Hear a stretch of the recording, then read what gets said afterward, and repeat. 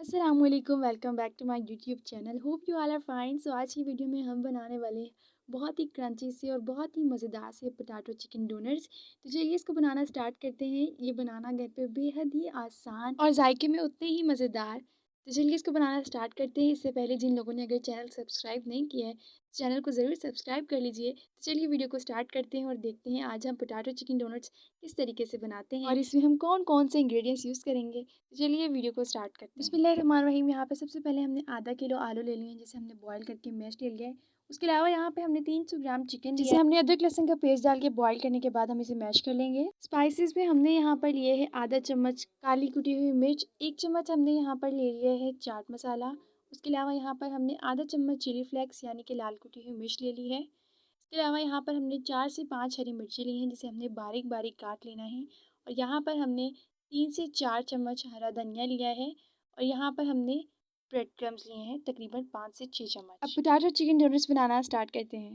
तो यहाँ पर सबसे पहले हमने अपने जो आलू हैं उधर हमने चिकन ऐड करना है। उसके बाद हमने यहाँ पर 1 चम्मच नमक डाला है। नमक आप यहाँ पर अपनी मर्ज़ी से एडजस्ट कर सकते हैं, क्योंकि कुछ लोग ज़्यादा नमक खाते हैं, कुछ लोग कम यूज़ करते हैं। सो यहाँ पे नमक डालने के बाद हमने अपनी चिली फ्लेक्स और चाट मसाला, बाकी सारे स्पाइसेस जो मैंने आपको स्टार्ट में दिखाए, वो सब हमने यहाँ पे डाल देने हैं। और उसी के साथ हरा धनिया और ब्रेड क्रम्स भी मैंने यहाँ पे डाल दिए हैं। ब्रेड क्रम्स जो हैं वो आप यहाँ पे ज़्यादा ले लें या कम ले लें। आप इधर कम क्वांटिटी में भी ब्रेड क्रम्स ले सकते हैं।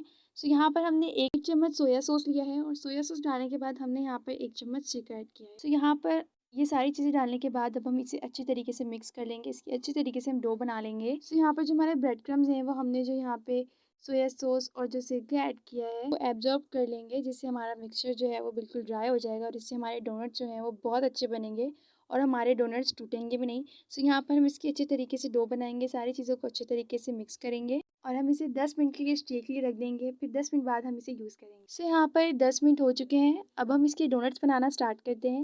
जिस तरीके से हम रोटी का पेड़ा लेते हैं उसी तरीके से हम यहाँ पर लेंगे और इसकी गोलाई शेप में करेंगे इसे। सो आप इसकी शेप जो है वो कोई भी कर सकते हैं। आप इसे कटर की मदद से भी गोल कर सकते हैं, उससे इसका साइज़ जो है वो सेम रहेगा। आप इसका साइज़ शेप अपनी मर्ज़ी की कर सकते हैं। सो यहाँ पर हम इसे फिंगर से ही इसमें जो है होल कर देंगे। इसी तरीके से हम इसी शेप में सारे डोनट्स बनाएंगे। इसका साइज़ छोटा बड़ा करना, शेप चेंज करना वो आपकी मर्ज़ी है। आप इसे जैसे रखें। अगर आपको छोटे साइज़ में अच्छे लगते हैं तो आप छोटे साइज़ में बनाएं। अगर आपको बड़ा साइज़ से अच्छे लगते हैं तो आप इसे बड़े साइज़ में बनाएं। सो इसी तरीके से हम सारे डोनट्स बनाएंगे।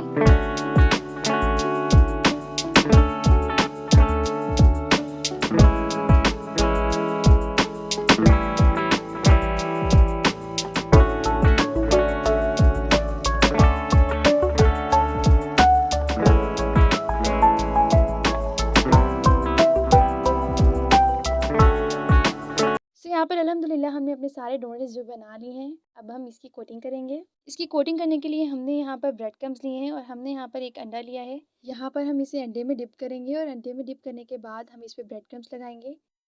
आप अंडा जो है वो स्किप भी कर सकते हैं, ज़रूरी नहीं है इसे अंडे में डिप करना। लेकिन अगर आपको अच्छा लगता है तो आप इसमें डिप कर सकते हैं इसे, अदरवाइज़ आप इसको स्किप भी कर सकते हैं। सो यहाँ पर हमें इसकी अच्छे तरीके से ब्रेड क्रम्ब से कोटिंग करेंगे इसके होल के अंदर भी, ताकि ये टूटे ना फ्राई होते वक्त। सो यहाँ पर दोनों तरफ से हम इसकी अच्छे तरीके से कोटिंग करेंगे, कोई जगह खाली ना रह जाए। अल्हम्दुलिल्लाह यहाँ पे हमने अपने सारे डोनट्स की कोटिंग कर ली है। अब हम इसे फ्राई करेंगे। यहाँ पर सबसे पहले हमने फ्राइंग पैन में ऑयल डालना है और इसके गर्म होने तक का वेट करना है। सो यहाँ पर हमारा ऑयल गर्म हो चुका है। अब हम एक एक करके अपने सारे डोनट्स इधर डालेंगे। हमने ये काम बहुत ही ध्यान से, बहुत ही एहतियात से करना है। बिल्कुल आराम से डालने हैं। अगर हम इसको आराम से नहीं डालेंगे तो हमारा हाथ जल सकता है।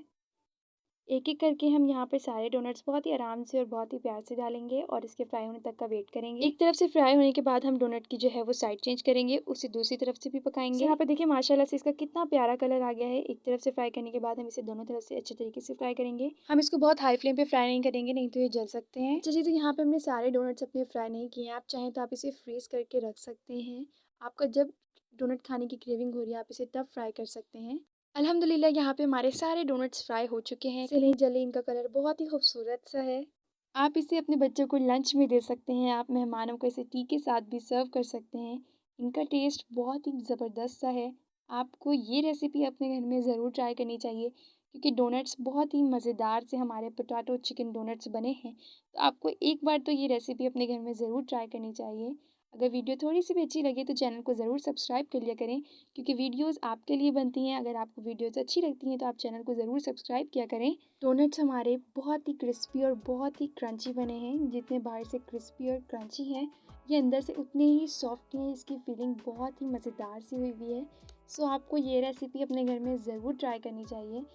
उम्मीद करती हूँ आपको मेरी पोटैटो चिकन डोनट्स की रेसिपी बहुत पसंद आई होगी। अगर वीडियो अच्छी लगे तो चैनल को सब्सक्राइब कर लीजिएगा। मिलते हैं न्यू वीडियो में किसी अच्छी सी रेसिपी के साथ। तब तक के लिए अल्लाह हाफिज़।